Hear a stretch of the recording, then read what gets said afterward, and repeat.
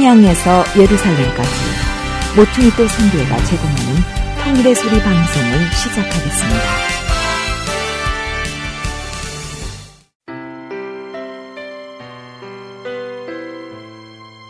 오늘의 만나 이상 목사님의 말씀을 들으시겠습니다. 많은 은혜 받으시기 바랍니다.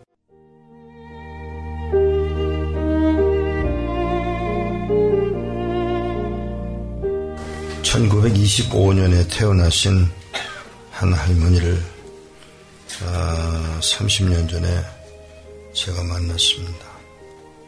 그때는 그분이 60이었으니까 지금 이제 30년 지났으니까 90 되셨는데, 그분은 중국이 공산화되는 것도 보았고, 그리고 소문대로 우리 방지일 목사님, 세상 떠나신 방지일 목사님이 1957년에 중국을 떠나 쫓겨가시는 이야기도 들었고, 그러니까 1949년 전후에서 공산국가들이 되어가는데 몽고, 소련, 중국 그리고 북한이 그 전후에서 공산국가로 바뀌지요. 그런데 그런 과정을 보았고, 그 중에 이제 싸움 누구죠?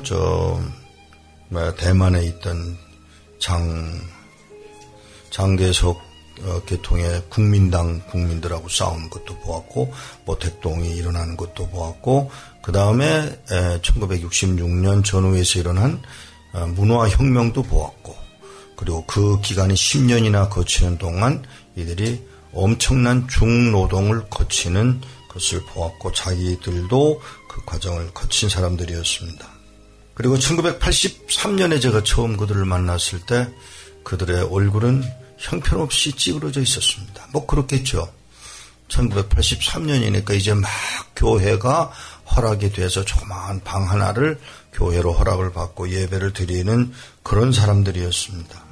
저는 그들에게 무엇을 기대하고 말을 걸었느냐 하면, 이제 그들에게서 원망과 불평과 욕까지 기대를 했습니다.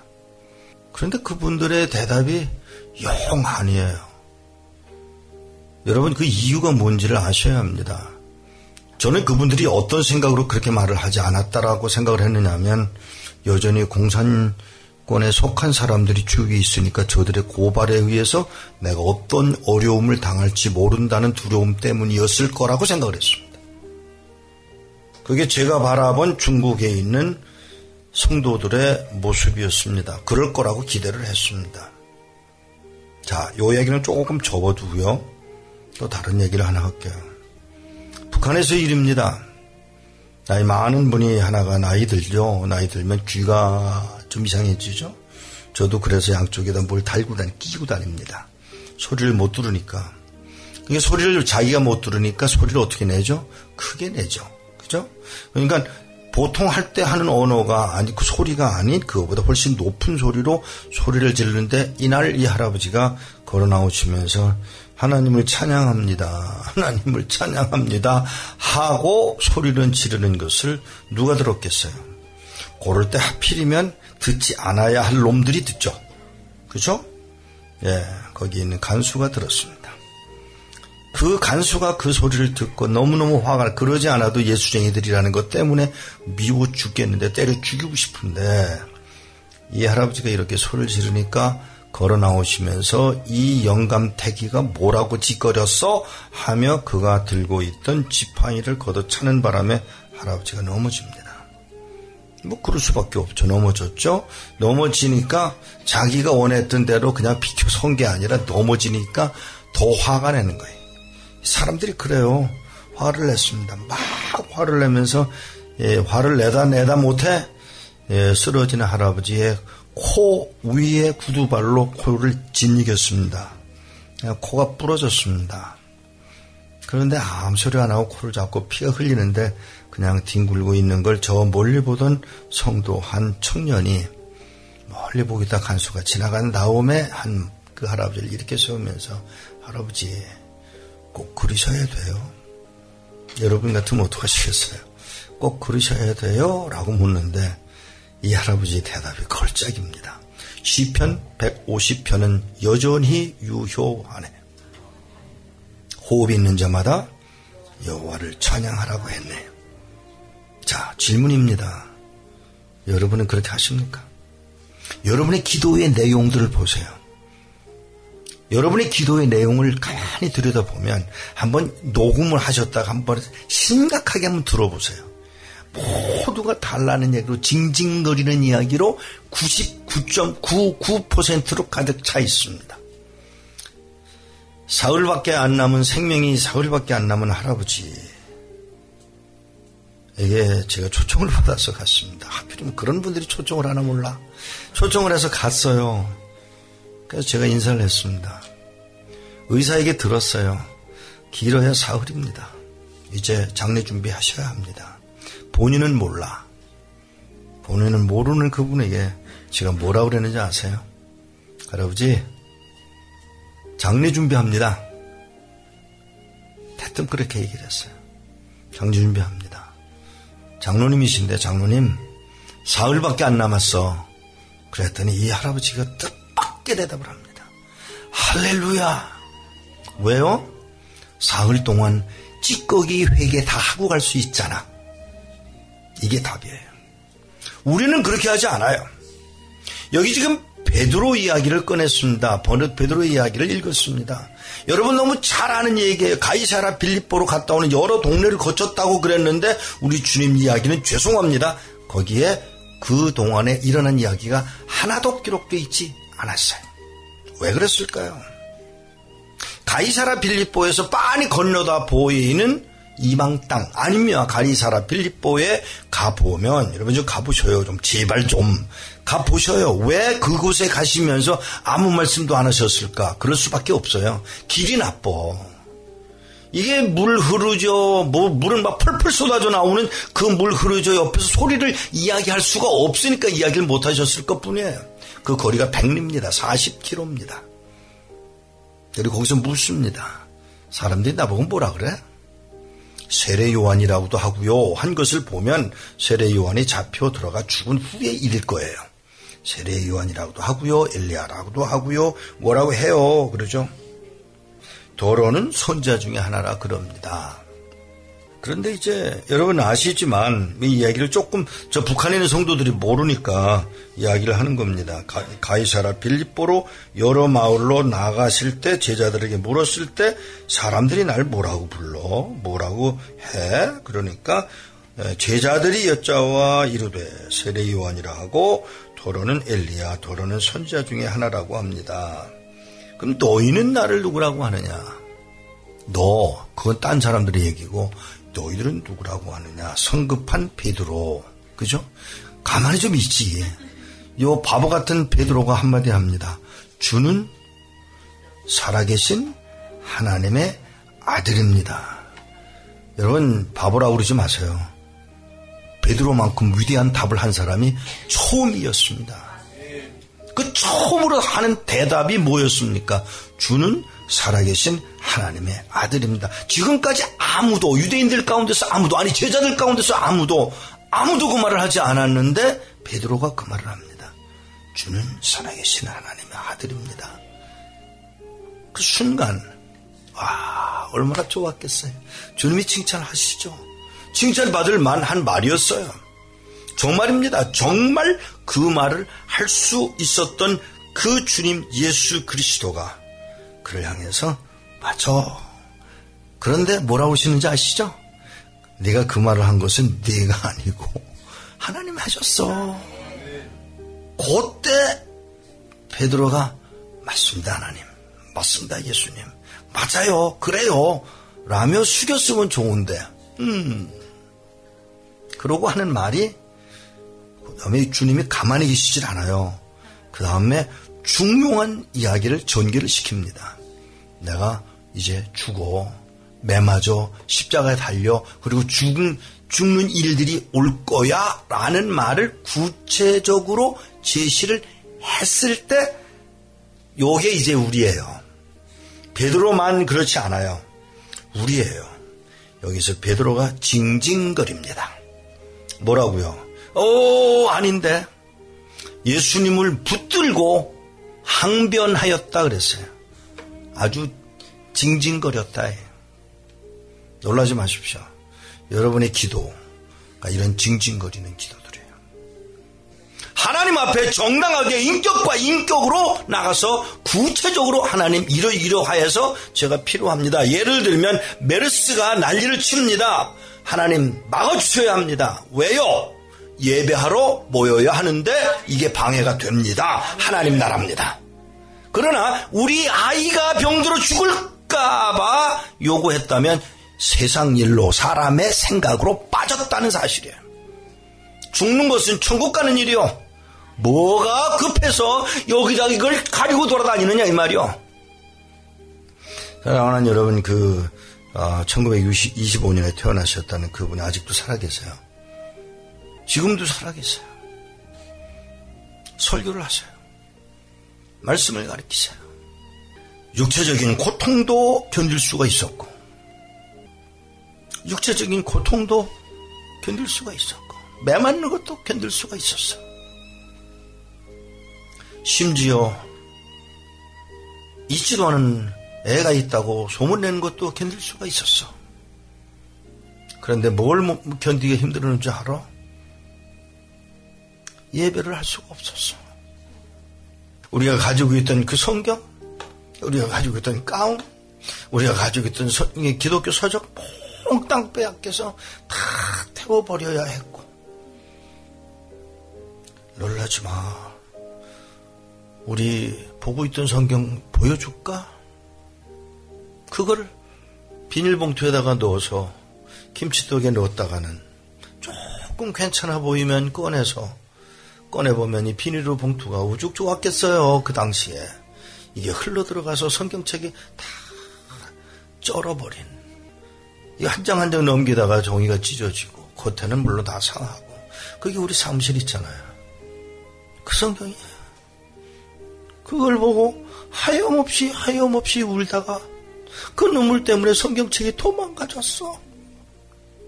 성경책 하나 받아들었으면 얼마나 좋았을까. 모여 앉아서 성경책 없이 성경을 다 외울 방법이 없지 않느냐며 울던 그 여인의 모습을 저는 정말 잊을 수가 없었습니다. 사랑하는 여러분, 예배가 중심이어야 하는데 예배가 중심이 아니라 내가 중심인 삶 아닌가요? 아닌가요? 정말 심각하게 생각해 보십시다. 베드로 욕할 게 아니라 이게 우리의 사람의 일로 빠져 있는 나. 그 할머니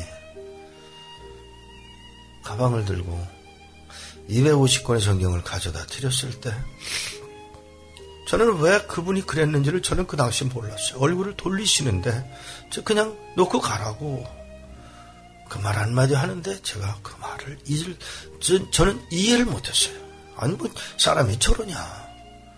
그 많은 성경을 가져가기에 얼마나 내가 힘이 들었는데, 얼마나 고통스러웠는데 이게 무슨 짓이냐. 아니었습니다. 세월이 한참 지난 후에 이 목사 기억해? 뭐를요? 250권의 성경을 받아들고 내가 얼굴 돌렸던 거. 네, 너무나 고마워서 그랬어. 아세요 여러분? 여러분이 성경을 읽을 때마다 일어나라 그러잖아요. 이게 방송으로 나갔다가 한 청년이, 군인이 방송을 듣다가 벌떡 일어났습니다. 성경을 읽는 동안에 성경을 읽으면서 일어나야 된다고 그러니까 이 군인 아이가 들었던 일이 있어서 자기도 모르게 벌떡 일어난 거예요. 옆에 있는 군인이 왜 그래 너? 일어났던 청년이 너무 놀라가지고 아니야, 내가 정신이 나갔나봐. 딴소리 하면서 주저앉고는 속으로 하는 말이, 내가 말씀을 읽을 때 일어나고 있잖아. 여러분 놀라지 마십시오. 여러분의 이 방송이 그냥 방송이 아닙니다. 이 방송이 들려지고 있고 감동받는 이가 있고 같이 울고 있는 이가 있음을 아셔야 합니다.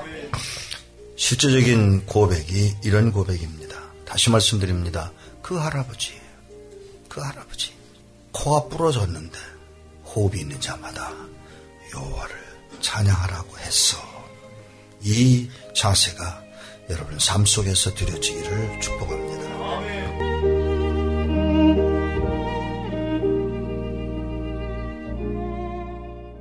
오늘의 만나, 지금까지 이상 목사님의 말씀이었습니다.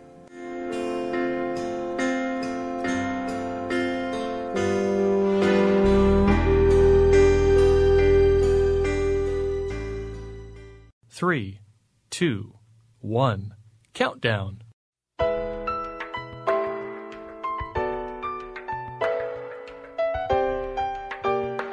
그날을 준비하는 사람들 진행의 니에입니다.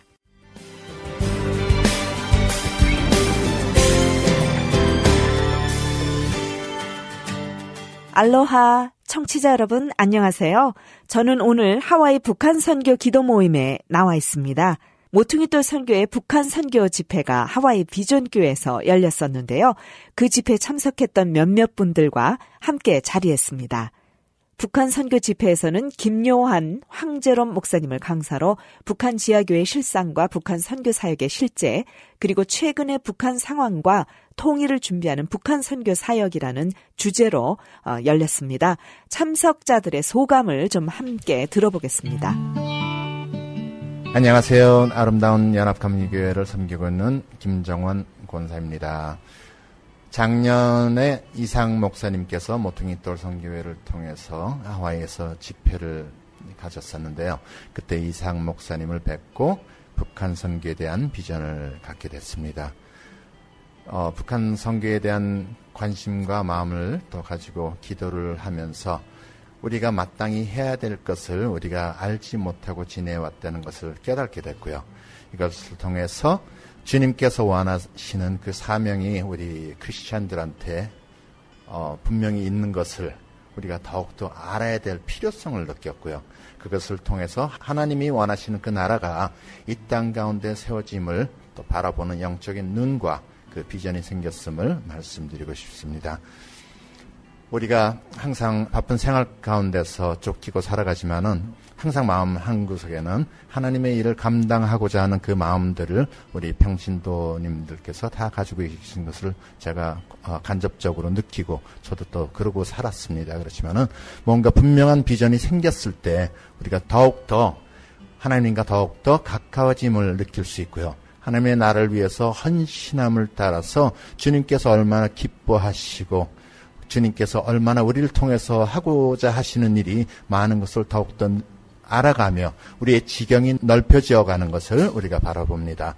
먼저 번 선교 집회를 통해서 북한이 더 이상 이제 공산주의 체제에서 벗어난 하나의 종교 국가로 변한 지가 오래됐음을 인식하게 됐고요. 북한이 세계 10대 종교 국가로 변화가 되면서 그 뒤에서 얼마나 영적으로 사단의 권세가 역사하는지를 알게 됐습니다. 그것을 통해서 어둠의 권세와 싸워 이길 수 있는 것은 우리 영적인 하나님의 군대밖에 없음을 더욱더 알게 됐고요. 이것을 통해서 주님 나라가 더욱더 세워지고 우리의 기도의 용사가 더욱더 세워져야 될 것을 바라보고 말씀을 나누길 원합니다. 에베소서 6장 12절에 우리의 씨름은 혈과 육에 대한 것이 아니요 정사와 권세와 이 어둠의 세상 주관자들과 하늘에 있는 악의 영들에게 대함이라 하셨죠. 또한 히브리서 11장 1절에 믿음은 바라는 것들의 실상이요 보이지 않는 것들의 증거라 하셨습니다. 주님께서 원하시는 것들이 삶 가운데 이루어지는 것은 영적인 전쟁을 통해서 이루어진다고 생각하고요. 또한 고린도후서 10장 4절에 우리의 싸우는 무기는 육신에 속한 것이 아니요 오직 어떤 견고한 진도 무너뜨리는 하나님의 능력이라 하셨습니다. 사단의 견고한 진을 무너뜨릴 수 있는 것은 하나님의 능력밖에 없고 하나님의 능력은 성령의 능력에서 온다고 생각을 하고요. 그것은 결국 우리가 모여서 기도함으로써 그 능력 가운데 우리가 온전히 살아갈 수 있음을 선포합니다. New Life Bible Church라고 하는 조그만 로컬 교회 다니고 있어요. 수장 캐슬이라고 합니다. 모퉁이돌 북한 선교회에 조인한 것은 얼마 되지 않았습니다. 그러나 전에부터 제가 단기 선교 한 5-6군데 다녀봤지만 결국은 마음이 북한 선교로 쏠리더라고요. 그럼 내가 이때를 위해서 이곳에 와서 이렇게 시민권을 따고 있는가 이런 사명감이 들 정도로 북한 선교에 대해서 마음이 불탔어요. 그리고 늘 생각이 있던 중에 이번에 오시기 얼마 전에 제가 여기에 와서 그 뜨거운 그 같이 기도하시는 그 지체들이 있는 것을 보고 너무나 반가웠고요. 또 어떤 그 민족적인 문제, 또 우리의 소원은 통일 이런 거에 이제 포커스를 했었는데 이번에 아주 그 지평을 넓히고 정말 하나님의 경륜을 이 역사 속에서 읽어야 하는 그런 눈을 배우게 됐고요. 그분이 특히 우리가 이것은 영적 전쟁이다 하는 그 말씀을 정말 이번에 상당히 깨달았어요. 여러 가지 그 예를 들어서 장군님께 영광을 이렇게 굉장히 그 스피리추얼한 그런 그 어택이라든가 그런 데 대한 그 우리 지향하는 것이 이게 진짜 사회주의 체제가 이미 아니구나. 이거는 정말 견고한 사탄의 진이구나 하는 그런 것을 우리가 다시 한번 느꼈고 좀 새로운 패러다임이 열리는 것 같은 정말 그래서 이제는 이 자리에서 우리가 기도하는 게 그게 미약하게 느껴지지 아니하고 역시 멀리 있으나 우리가 그 영적인 전쟁이니까 힘을 합해서 목총을 합해서 같이 기도하는 이것이 이 자리가 정말로 중요한 자리라는 그런 자부심과 또 그 당위성을 이번에 많이 깨닫고요. 앞으로 열심히 북한 선교를 위해서 기도도 하고 또 후원할 수 있는 일은 같이 후원하고 이렇게 하겠습니다. 하와이 Resurrection Life Ministry 처치에 다니고 있는 박현숙입니다. 어렴풋이 북한 선교에 대한 그냥 듣고 또 저는 저 나름대로 이제 키르기스탄이나 상동, 중국 이렇게 한국을 통해서 이렇게 리타이어 하신 목사님을 통해 따라다니는 그 선교라고 생각하지 않고 그냥 따라다녔는데 이제 우리 하와이 북한 선교 기도 모임 우리 수 집사님을 통해서 이 기도 모임에 참여하게 됐어요. 하면서 이제 황지롬 목사님과 김요한 목사님 이번 집회를 통해서 그래서 정말 이때에 북한을 위해 우리가 기도할 때구나. 북한에 끊임없이 성경을 배달하는 것을 우리 사명을 가지고 해야 되겠구나. 왜 이 시대에 이때에 북한을 통해 중국 시크로드를 통해 미들 이스트를 통해 그 아랍국을 통해 예루살렘으로 들어가는구나. 이것이 정확하게 잡혔어요. 그래서 모든 제가 북한 선교에 매진하려고 합니다. 안녕하세요. 저는 이사라 집사이고요. 비전교회를 섬기고 있고 이번 김요한 목사님 통해서 북한에 대한 다시 제가 왜 방송 선교를 하게 됐는지를 알게 됐고 우리 딸이 3년 후에 북한에 가자고 했는데 그게 현실로 일어나는 거를 이제 그러니까 말씀으로 주시고 확증으로 주시고 김요한 목사님 오셔가지고 이제 더 정확히 3번을 받으면 반드시 가야 한다. 그거로 해서 이제 방송 열심히 배워서 북한이 열리면 처음으로 들어가서 우리 크리스찬 방송을 할 것입니다. Resurrection Life Ministry의 임승입니다. 요번에 그 집회를 통해서 그 하나님의 인도하심을 이것이었었는데 한 그런 클리어한 것들이 그런 것이 보이기 시작했다는 거죠. 바로 하나님께서 저희들에게 주신 그 작전, 그러니까 영적 전쟁에 대한 그 기도와 함께 정말 그 하나님이 일하시도록 해드리는 그런 사역을 한다는 것이 저는 너무 이게 정말 그동안 제가 생각했던 것을 이렇게 무너뜨리는 그런 집회가 됐었고요. 막연하게 저는 기도했었어요. 이제 북한이 열릴 그때는 북한을 통과해서 정말 그 실크로드를 통해서 이스라엘까지 간다는 그런 기도를 그냥 제가 한 게 아니었더라고요. 김요한 목사님이 오셔서 말씀을 증거하실 때 제가 저를 탁 친 것이 뭐냐. 이유가 있었구나. 그렇게 기도시키는 이유와 또 거기를 왜 지나야 하는가 하는 아직 전도되지 못한 땅들, 그 땅들이 거기에 있었구나. 그러면서 그런 이 하나님께 너무 감사한 거죠. 우리가 모르는 가운데도 그저 그 하나님을 향한 사랑과 이런 열정을 가지고 기도할 때 하나님이 그렇게 이끌어 가시고 때가 되면 그를 깨닫게 하시고 또 인도해 주시는 그 하나님이 하시는 그 일을 보게 되는 거죠. 사실 부족하지만 뭐 저희가 뭘 하겠어요. 그죠? 하나님의 인도하심에 따라서 기도하고 순종해서 정말 이 하나님의 그 귀하신 뜻 정말 이번에도 한 가지는 기도하지 않는 그 북한 땅을 위해서 기도하지 않는 죄를 범치 말아야 되겠구나 하는 그런 것과 이제 그 우리가 기도는 하지만 정말 브레이크 트루 하는 그 시기가 있잖아요. 그때에 우리가 정말 이 하와이 땅에서 그거를 무너뜨리는 기도를 정말 함께 할 수 있다는 그런 그 축복을 받은 우리라는 게 너무너무 감사한 거죠. 그래서 근데 보니까 정말 거의 다 왔더라고요.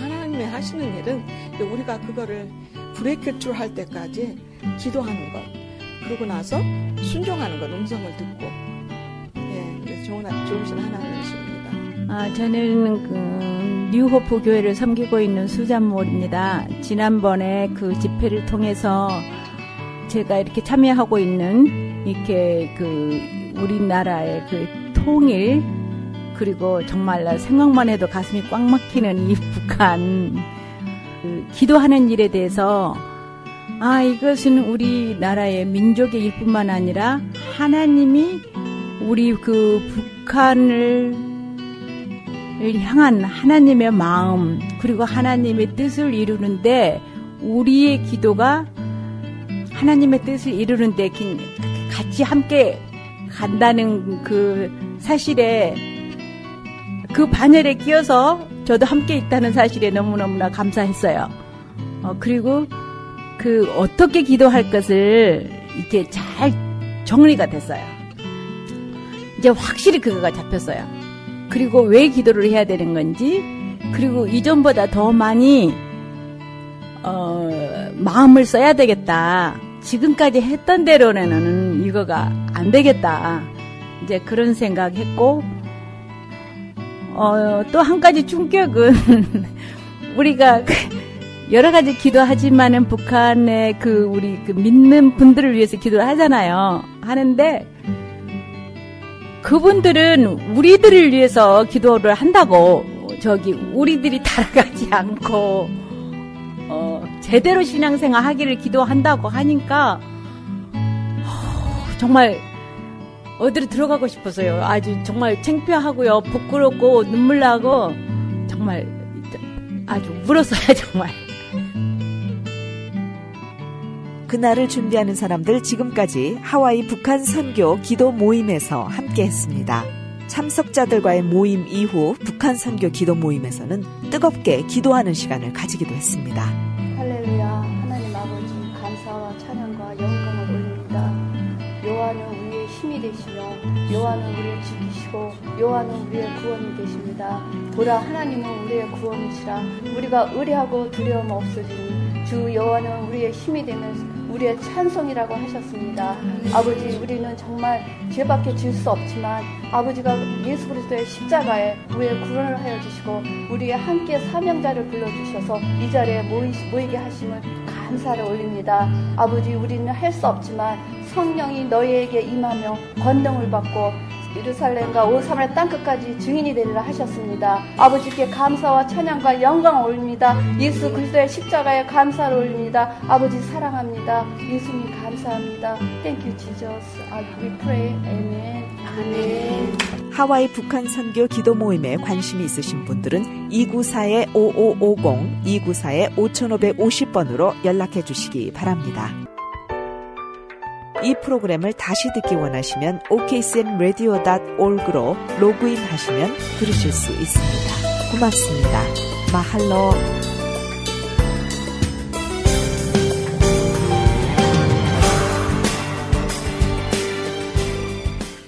지금 여러분께서는 통일의 소리를 듣고 계십니다.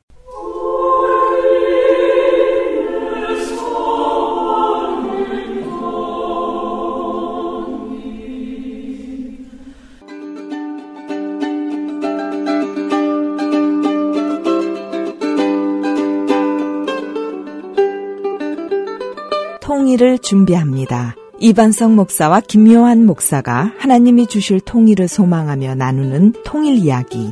오늘은 특집 프로그램으로 통일 유형 중 복음적 통일 유형에 관한 핵심들을 정리해 봅니다. 통일의 그 여러 가지 유형을 얘기를 해왔는데, 예수 믿는 우리 하나님의 백성으로 얘기해야 되고 나누어야 되고 그리고 그걸 갖고 기도해야 되는 것이 복음형 통일이라고 생각을 해서, 과연 복음 통일이란 것이 무엇을 얘기하는 것인가를 우리 청취자들한테 잠깐 목사님 얘기해 주시면 좋겠습니다. 사실 통일의 개념에는 가장 중요하게는 성경에는 화해나 또 용서나 사랑이나 섬김이나 이 평화와 희년이나 이런 개념들이 들어가 있는 것들을 보게 됩니다. 그러니까 복음 통일이라고 하는 이 복음이라고 하는 것이 통일에 있어서 너무너무 중요한 것은 그 복음 안에서 화해가 일어나고 용서가 일어나고 그 안에 사랑이 있고 섬김이 있고 그 안에 바로 회복이 있기 때문에 우리가 복음 통일을 얘기하는 거거든요. 그러니까 아무리 우리가 사회정치적 의미의 통일을 얘기할지라도 그 사회정치적 의미의 통일은 말 그대로 물리적인 하나의 체제의 통합이나 또 혹은 시스템의 통합이나 그리고 지리적으로 남과 북이라고 하는 이 영토의 통합은 가능할지 몰라도 사람과 사람이 정말로 남과 북의 사람이 연합되어져서 진정한 통일이 되어지는 이 통일 사회가 구성이 되기 위해서는 그 사람과 사람이 하나가 되어지도록 하는 화해와 또 용서와 사랑과 섬김의 이 과정들이 복음 안에서 이루어져야만 진정한 참 통일이 가능하다고 하는 그런 의미에서의 복음 통일을 저희들이 지금 얘기를 하고 있습니다. 복음적 통일이라는 말 속에는 어떤 정치적인 그 연합도 중요하겠지만 더 중요한 것은 하나님을 마음껏 예배하고 마음껏 전할 수 있고 마음껏 그 나눌 수 있는 그러한 것이 주어져야 하는 것이 곧 하나가 될 수 있는 가장 기본 요소라는 그 얘기지 않습니까? 그렇다고 그러면 사실 우리가 이제 이 방송을 준비하면서 우리 마음속에 생각을 해야 되는 것이 뭐냐? 하나님이 그 땅에 임재하셔서 하나님이 주관하는 하나님이 통치하는 나라가 되어졌을 때 우리가 사람적으로 어떻게 보면 연합은 할 수 있을는지 몰라도 하나가 되지 못한다 그러면 또 한 번의 갈라짐이 있을 거 아니라는 생각이 듭니다. 그렇다고 그러면 진정한 통일은 하나님이 주시는 통일, 하나님이 그 예배 받으시는 그곳에서 하나님께 드려지는 백성들이 한 마음으로 가졌을 때 이루어지는 그런 통일을 우리가 기대도 하고 그렇게 해나가려고 준비도 해야 되고 또 하나님 앞에 우리 마음을 드려야 될 거라고 생각하는데, 그러니까 연합과 하나됨, 그러니까 그 하나됨이 온전히 이루어지기 위해서는 적어도 낮아짐과 섬김이라고 하는 게, 즉 예수님이 하나님과 우리가 하나 되도록 하시기 위해서, 원수된 관계에서 하나 되게 하시기 위해서 그분이 하나님이시면서 인간의 몸을 입고 이 땅에 낮아지신, 그러니까 우리의 눈높이로 낮아지신 것이죠. 그러니까 하나님의 높이에서 우리에게 하나님의 율법의 요구를 완성해야만 구원에 이를 수 있다고 하는 것이 불가능하다고 하는 것을 아셨기 때문에 그분이 낮아지셔서 우리의 죄값을, 하나님의 율법의 요구를 십자가에서 완성하신 것이죠.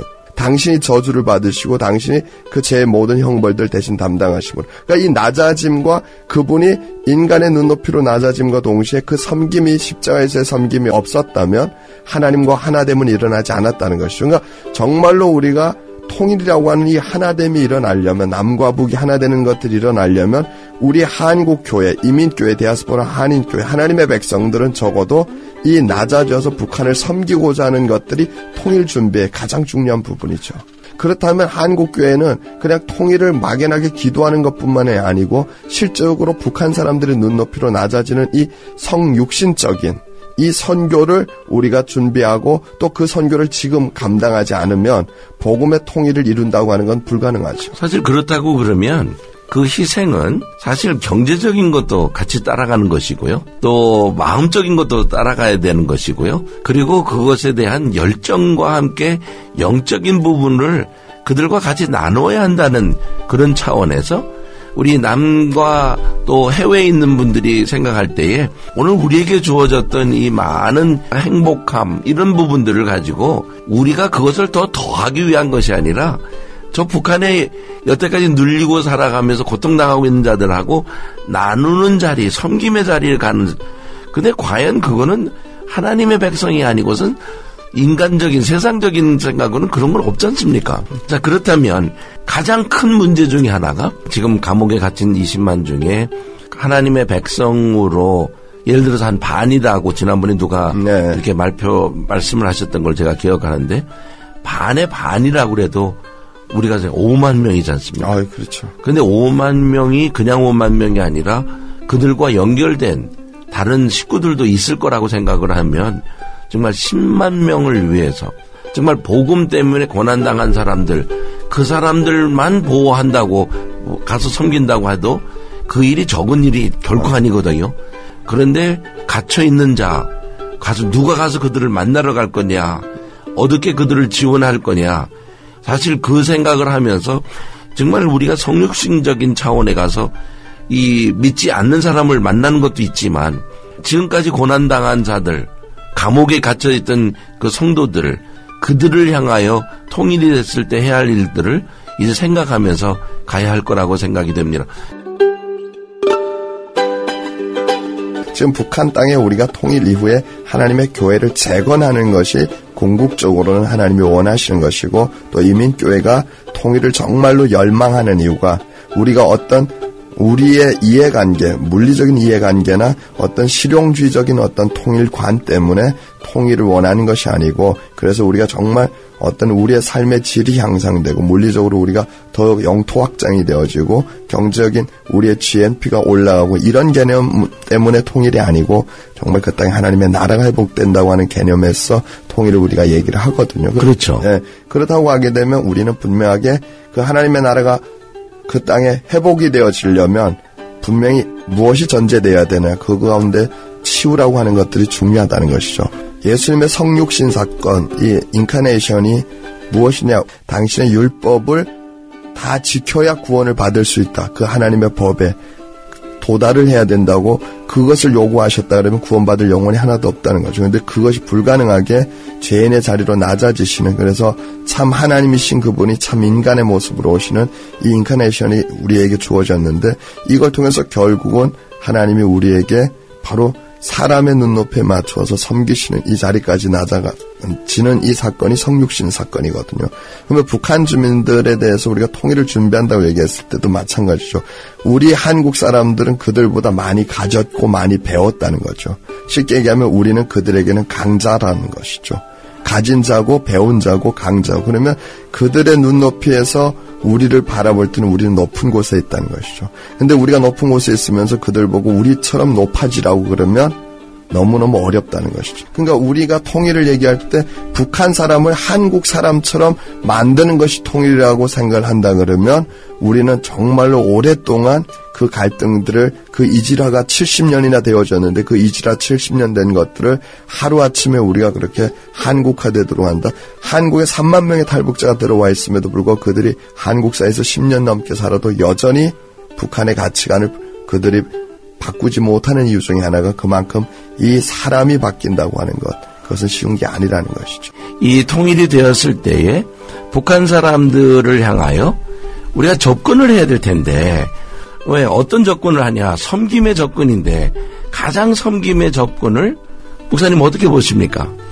우리가 그들 눈높이에 맞춰서 섬기고자 하는 이 자세는 사실 교회가 아니면 불가능하다는 맞습니다. 것이죠. 세상에서 그들이 낮아져서 북한 주민들을 섬길 수 있다. 이것은 있을 수 없다는 것이죠. 그러니까 통일을 실제적으로 준비하는 주도적인 기관은 교회가 돼야 되고 하나님의 백성이 돼야 되는 이유는 이 예수님의 인카네이션을 실제로 경험한 사람들이, 그것을 통해서 구원받은 사람들이 하나님의 백성들에게 우리가 다시 한번 정말로 선교학적인 관점에서 그 북한 주민들에게 또 인카네이션 되어지는 이 성육신적인 통일 선교가 필요하기 때문에 그것을 통해서만 북한의 영혼들을 회복하는, 이들을 고치는, 이들을 정말 하나님의 백성으로 만드는 그 일들이 일어난다는 것이죠. 그렇죠. 그러니까 이제 정말 하나님과의 관계 속에서도 이제 용서받은 것에 대해서 하나님 앞에 나가서 회복이 됐을 때 예. 이제 진정 또 하나의 우리가 해야 되는 것이 있다면 그들을 치유해주는 예. 그들로 정말 하나님 앞에 나와 자유롭고 평강을 누리며 기쁨으로 살 수 있는 그렇게 하려고 그러면 여태까지 눌리고 얽매였던 법이며 또 정말 무엇을 해야만 구원을 얻는 것처럼 살아가던 그들에게 이제 예수 그리스도의 그 사랑의 복음이 전해지는 그 섬김의 모습이 오늘 우리에게 전해진다 그럴 때 이 치유라고 하는 그 사역이 우리에게 앞에 놓여 있는 모습을 우리가 보게 됩니다. 특별히 북한 주민들에게 성육신적인 섬김이 그 낮아짐을 통한 그 섬김들이 있어야 되는 이유는 이들이 병들었다는 것이죠. 정치적인 억압이나 경제적인 그 결핍 상태에서 정서적으로 장애를 가지고 있는 사람들이라고 하는, 그래서 정서적 장애를 앓고 있는 그 결핍 증후군에 노출되어 있는 그들을 우리가 섬기지 않고는 회복이 일어나지 않는다는 거죠. 그 치유가 일어나지 않는다는 거죠. 그러니까 결국에는 통일이 되어도 비록 물리적으로는 연합이 돼서 왔다 갔다 한다고 할지라도 속에는 그저 아파 있는 것이 계속 남아있는. 그렇죠. 그러니까 단순히 어렸을 때 당한 상처라는 그런 것을 넘어서서 네. 그들에게는 이 트라우마라고 하는 큰 어려운 문제 속에서 네. 그들이 벗어나와야 되는데 또 벗어나오는 상황에 있는 사람들을 도와서 하나님 앞에 정말 기쁨으로 갈 수 있도록 회복할 수 있도록 해줘야 하는 치유. 평양 군중 막 집단 이런 행사들 보면 막 열광적으로 막 환호하고 찬양하잖아요. 그래서 사람들이 보면 와, 이 사람들이 정말 북한 체제 좋아하나 보다. 김정은을 정말로 좋아하는 것 보다. 이렇게 생각을 하게 되거든요. 근데 사실은 이 사람들이 이중인격을 갖고 살아가는, 공적 영역에서는 이렇게 정말로 이 체제를 좋아하고 찬양하는 것처럼 보여줘야 되고, 그러나 사적 영역에서는 전혀 다르다는 것이죠. 그러니까 이 사람들은 그 두 얼굴을 갖고 그 체제에서 살아야만 되는데 익숙해졌고, 그것이 이 사람들의 체질을 그렇게 만들어버린 거죠. 이 북한 주민들의 심적인 상태와 아이들이 어떤 인격적인 장애를 갖고 있는지에 대한 분명히 우리가 그 깨달음을, 의식을 갖고 있다 그러면 통일 준비라고 하는 것이 어느 날 갑자기 되어지는 것이 아니고 주먹구구식으로 지금부터 정말로 체계적으로 전문성을 가지고 사역자들을 준비시키고 또 교회가 그 부분에 어떻게 대처를 해야 될지, 북한 주민들을 어떻게 끌어안아야 될지, 이렇게 인격적인 장애를 갖고 있는 이들에 대해서 어떤 우리가 배려와 오래 참음과 인내하면서 섬기고자 하는 이런 준비가 되어져야 되는지에 대한 구체적인 논의와 그리고 우리 안에서의 그런 훈련들이 필요하다는 거죠. 정말 하나님의 그리스도의 복음으로 그렇게 정말 씻김을 받고 회복이 일어나는 진정한 치유가 일어나서 그 안에 있는 쓴뿌리들이 다 쏟아지고, 그래서 결국은 새로운 피조물이라고 얘기하잖아요. 우리가 성령으로 거듭나면 이 새로운 피조물이 되는 이 구원의 이 선교적인 역사가 일어나지 아니하고는 복음의 역사. 그래서 저희가 복음 통일을 얘기하는 거거든요. 그러지 않으면 그냥 우리가 물리적으로 통일돼도 정서적인 통일은 그들이 갖고 있는 이 병리적인 현상에서 이 장애들, 이것은 치유되지가 않는다는 것이죠.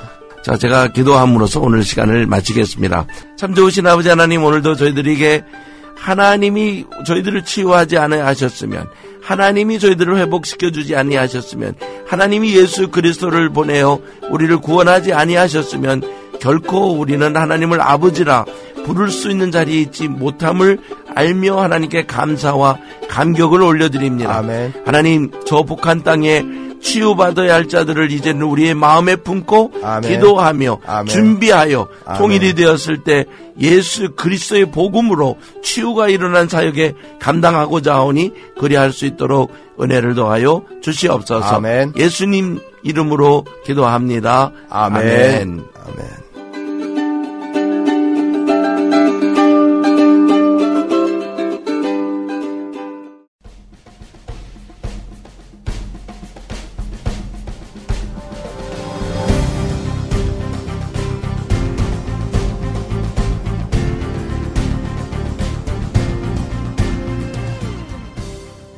붉은 예수쟁이.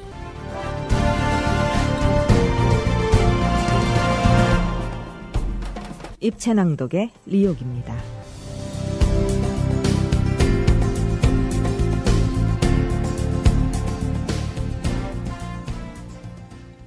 북조선에 교회를 세우겠습니다. 두 번째 시간입니다. 인철이가 북조선으로 떠난 지 2달이 지났지만 아무런 소식이 없었다. 그러던 어느 날 북한에 돌아가던 인철이가 붙잡혀 노동 단련대에 끌려가 있다는 소식이 전해졌다.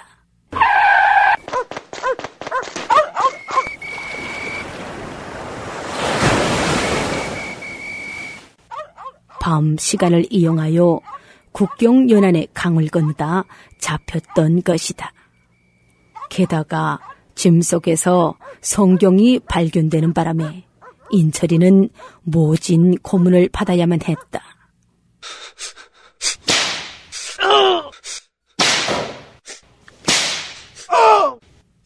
그동안 그가 받은 고통 중에서 제일 큰 고통이라고 생각하는 것은 하나님을 믿는다는 것을 솔직히 말하지 않는다고 하여 15일간 허리를 90도로 구부리고 하루 24시간을 잠도 재우지 않은 채 서 있어야 했던 것이다.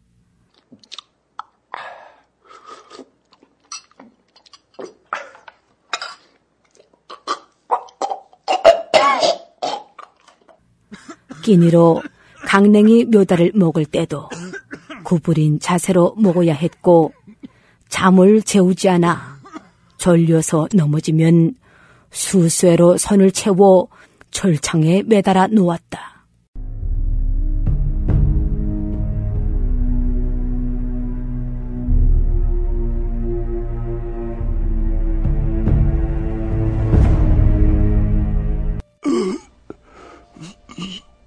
또한 쇠몽둥이로 때려 머리가 터져 피가 쏟아지는데도 매질은 멈추지 않았고 솔직하게 말하지 않는다고 하여 담요를 씌워놓고 같은 감방에서 생활하는 수감자들이 한꺼번에 달라붙어 때리게 하여 생이빨이 부러져 나갔다.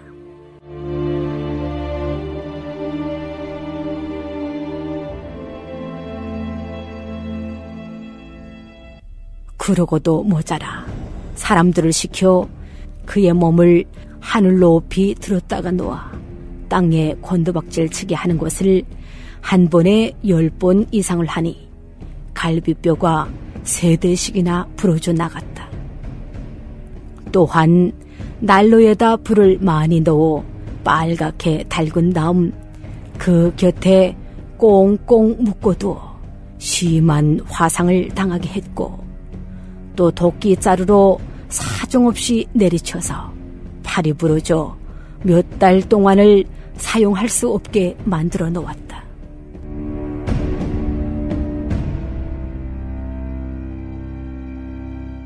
변소 청소를 시키고는 걸레를 사용하지 못하게 해 맨손으로 대변통을 닦아내야 했고 그것도 성차지 않아 배변 보는 통을 3일간 혀로 핥게 했다.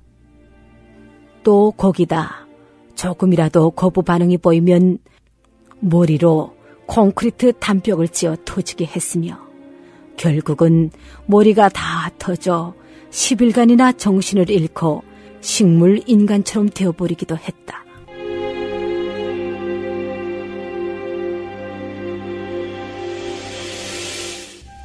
곡식밭에 인분을 주는 것도 그릇으로 주지 못하게 했고 직접 손으로 주게 했는가 하면 겨울에는 옷을 몽땅 벗기고 밖에 내보내어 눈밭을 기게 하는 등 바가지로 찬물을 떠서 알몸에 끼얹어 1시간 동안 영하 30도에 밖에 세워놓아 온몸이 동상을 가지게 했다.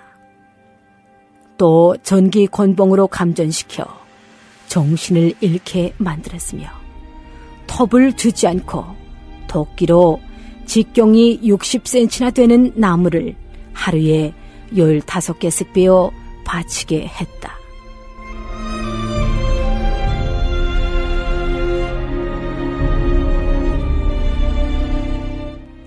그 밖에 하루에도 1200평씩 밭에 김을 매게 하였는데 작업량을 못 채우면 그나마 몇 알의 강냉이라도 주지 않는 곳은 물론이고 몽둥이로 때리고 황소도 끌기 힘든 통나무를 죽을 힘을 다해 끌도록 했다.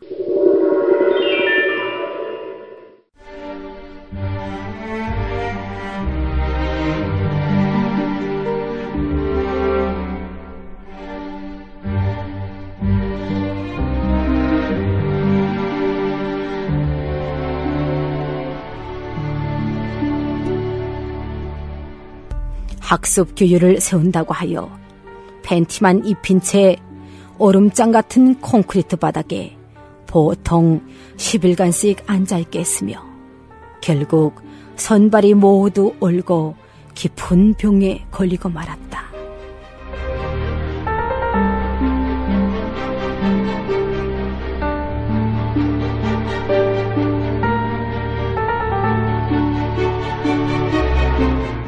그 모든 것은 넉넉히 견딜 수 있었는데 가장 고통스러웠던 것은 하나님이 하늘에 계시다고 눕지도 못하게 하면서 하나님이란 말을 못하게 했던 것이다.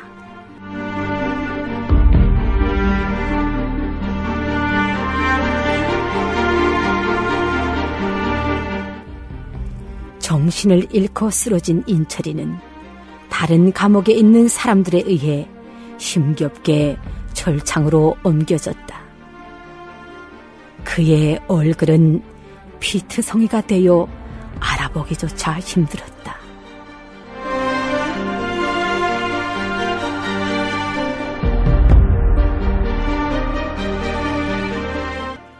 한동안 쓰러져 있던 인철이는 바닥에 찬 기운을 느꼈는지 간신히 정신을 차렸다. 그는 일어나자마자 자신이 살아있음에 감격하여 눈물을 흘렸다.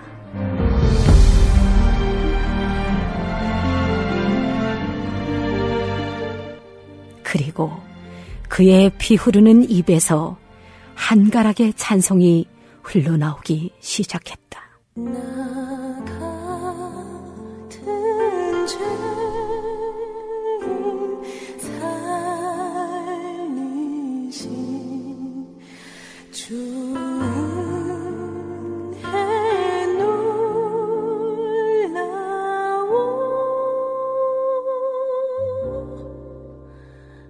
그것은 중국에서 선교사님을 만나 처음으로 배운 찬송가였다.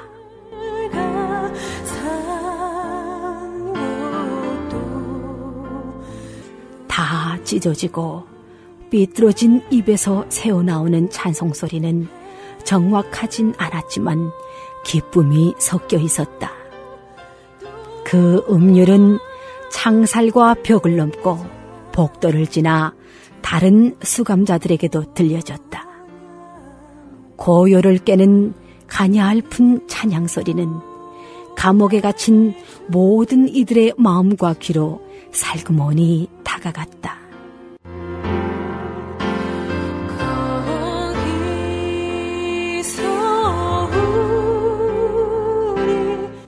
뼛속까지 파고드는 아픔과 매질 속에서 간신히 주어진 하룻밤은 그들에게 불평도 날 법한데 감옥 안은 한동안 쥐죽은 듯 조용해졌다. 그리고 다음 순간 여기저기에서 수감자들이 곧 찬양을 따라 부르기 시작했다. 큰 소리는 아니었지만 합창이 된 것이다.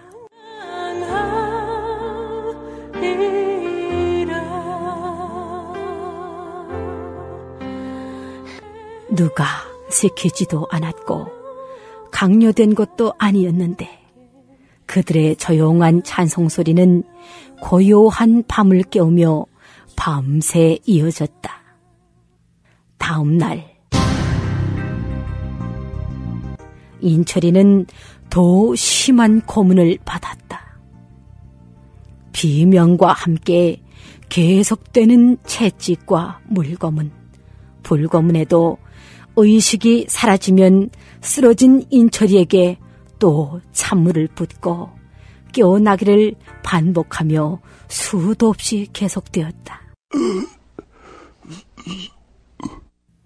인제는 비명소리조차도 사라지고 걸레처럼 너덜너덜해진 인철이의 작은 체구 위에 간신히 신음소리만 흘러나온다.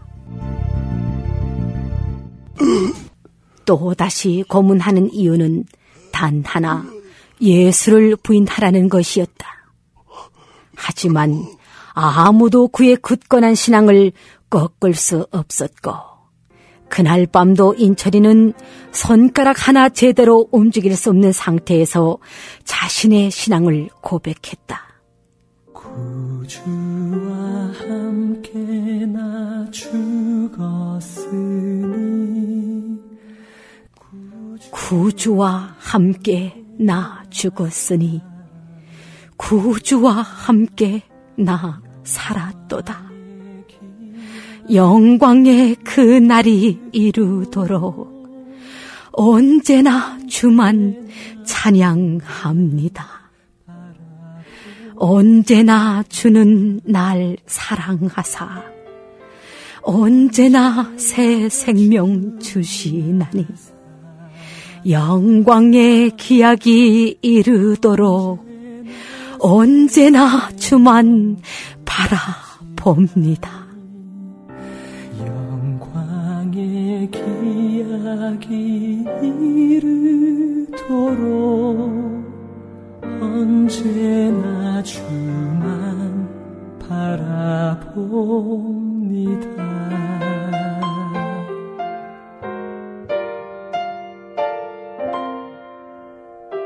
맘 속에 시험을 받을 때와 개미소리처럼 들리던 인철이의 찬양소리에 한두 명이 더해지면서 밤새도록 그 찬양이 계속되었다. 형태는 없었지만 어느덧 감옥은 교회로 변해 있었다.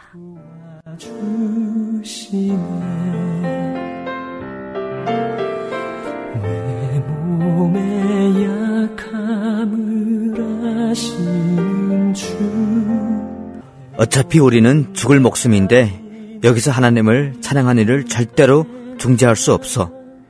죽는 한이 있더라도 우리는 끝까지 찬양해야 돼. 비투성이가 되어 감옥 안에서 이렇게 말하던 인철이의 모습을 떠올리며 소식을 들려주는 형제의 모습 속에는 이미 승리하신 주님의 면류관이 씌워져 있는 것만 같았다. 왕의 기약이 이르도록 언제나 주만 바라봅니다.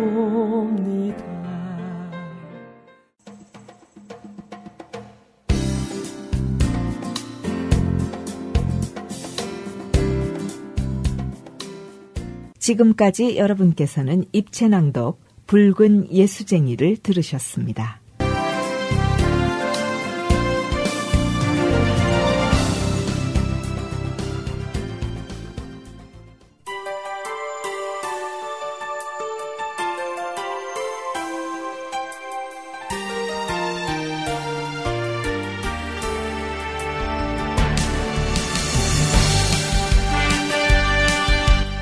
지금까지 모퉁이돌 선교회가 제공하는 통일의 소리 방송을 들으셨습니다.